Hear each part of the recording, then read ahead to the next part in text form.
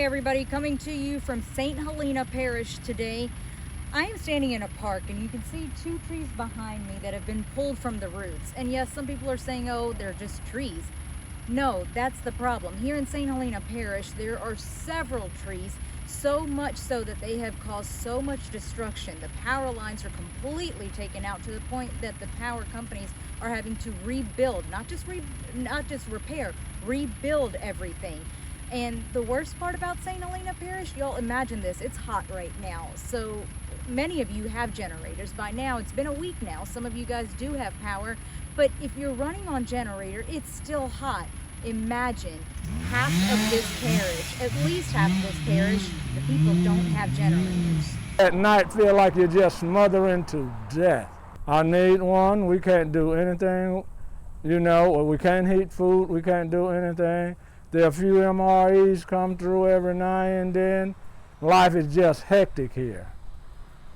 It is bad. That's the reality Kevin Washington and his wife have been living since Hurricane Ida left its mark on St. Helena Parish. And he's not the only one without a generator. People don't have the income to buy the generators.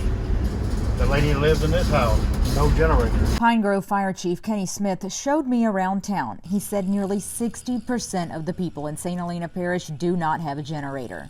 It's why tents are set up outside people's homes. It's cooler living in a tent right now than in their own house. So they move into a tent. You lay down at night and just pretty much cry about the way these people are living. And you think, how grateful do I have it? The chief explained that the poverty level in the parish is pretty high, meaning not only can people not afford a generator, they can't even afford the basic necessities post-Ida. They're just grateful for anything they can get.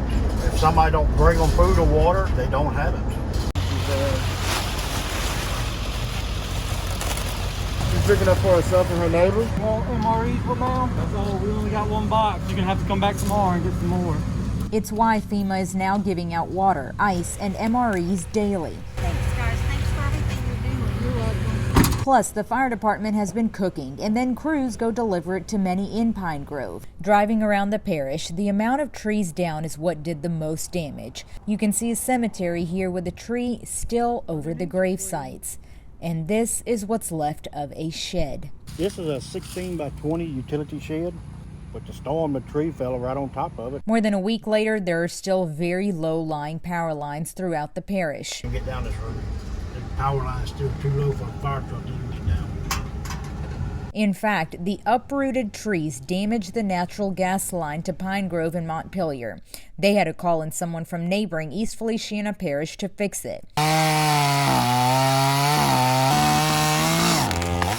This is the town's mayor, Kenneth Jardina, cutting down a tree that fell to fix his down fence.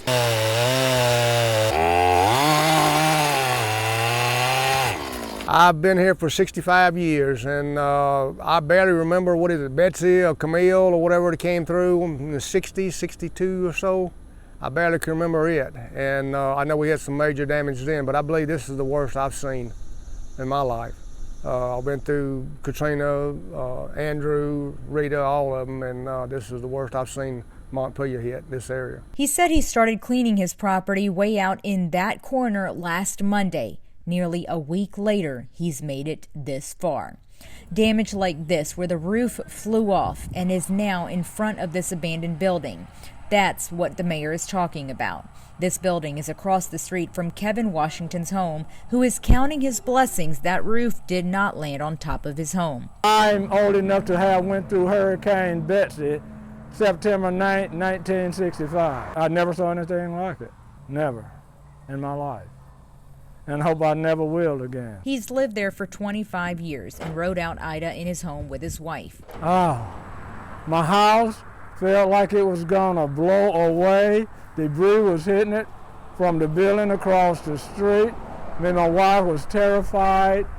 I put her in the bathtub, to get at the lowest places within my structure.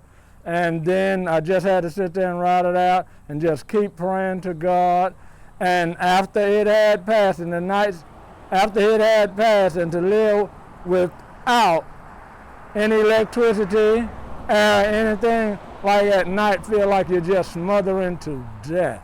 I think this was probably the worst damage in the history of the parish. Roderick Matthews is the OEP director for St. Helena Parish. The wind damage will probably be on record as the most severe this parish has taken. There wasn't a lot of water, but we had some serious wind in the parish. Pine trees that literally would not snapped over, but I'm talking about the roots, picking up out of the ground. We're talking about trees that probably are 180-year-old old trees that have been standing for a long time, and just to see them get toppled over like that was something that I haven't seen, I know, in my lifetime. Those trees shut down St. Helena Parish from the world, so much so that they had to drive to a neighboring parish just to let the state know they needed resources and that they were cut off completely. We had zero communication at the beginning of this. No phone, no cell towers, no landlines, no CB radios. The 700 towers were down,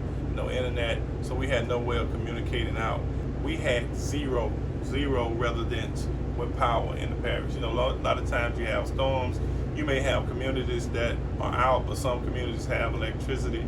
But this storm totally wiped out electricity coming to the parish as a whole. That means the parish's one hospital was also without power. A week later, it now has power restored. Water is once again flowing through the parish, but gas remains to be an issue. People had to drive way out of town to go get gas. We had to go to Macomb, Mississippi, Brookhaven, Mississippi to get gas. Yes, there was one guy went all the way to Brookhaven. One of my neighbors up there by the fire station went all the way to Mobile. Matthews said they need volunteers to help go door to door with communication still limited, meals for the residents, plus the 300 troops in the parish so they're not eating just a MRE. It's been a wreck trying to put things back together, and it's going to be a while before everybody gets back together. But we're a community, and we close fit, and we're gonna survive. We're helping one another out. So every day I end my story and I ask all of you guys to keep everybody in your prayers. Today I'm going to say St. Helena needs help, be it donations in water. You saw the water and the ice and all that coming out, but I mean as far as even what the OEP director said is volunteers. They need volunteers. They need people to come in and communicate. So if you can help in any possible way, y'all, St. Helena needs it. The Pine Groves need it. The Montpeliers, you heard these people. Imagine being inside of a home in 105 degrees. Not to mention the power companies are saying it's going to be several more weeks before they can get power. For now, I am in St. Helena Parish in Louisiana with Unfiltered with Karen. I'm Karen Chawla. Thanks for watching, and don't forget to subscribe to my YouTube channel, Unfiltered with Karen.